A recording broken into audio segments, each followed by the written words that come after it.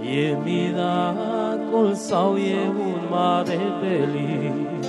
Ne-a vorbit astăzi un trandafir și-mi spunea că eu te voi iubi mereu, chiar dacă tu ești departe, puiul meu. Și-mi spunea că eu te voi iubi mereu, chiar dacă tu ești departe, puiul meu. Hai băieții! Da, da, da, da. Bine așa, da, da, da. Bine, bine, bine, bine, bine.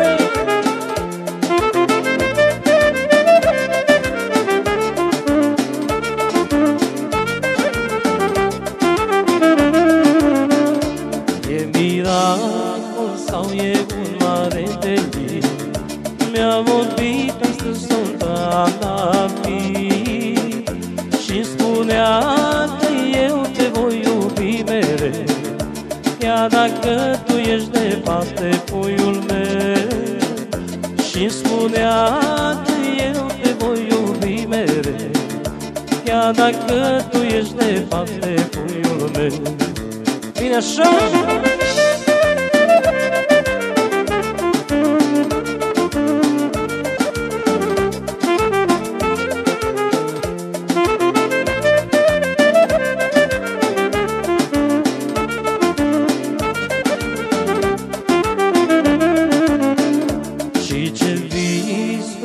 Cu tine am avut, păsările cerului cânta, toate florile din lume au petrecut.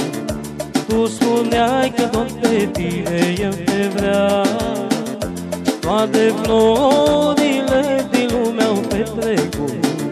Tu spuneai că tot pe tine eu te vreau. Bine așa! Da, da, da.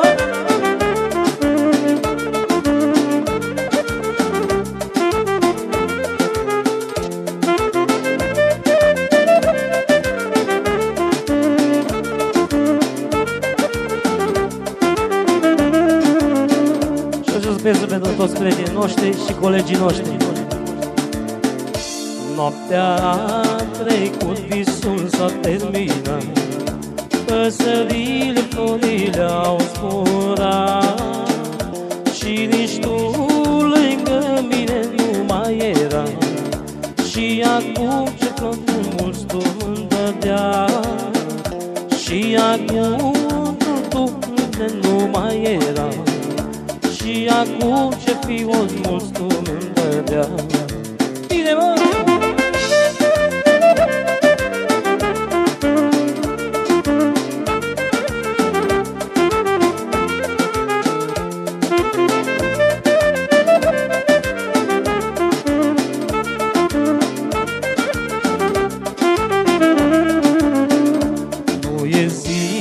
Să nu mă uit la trandafir, parcă frunzele lui au murit.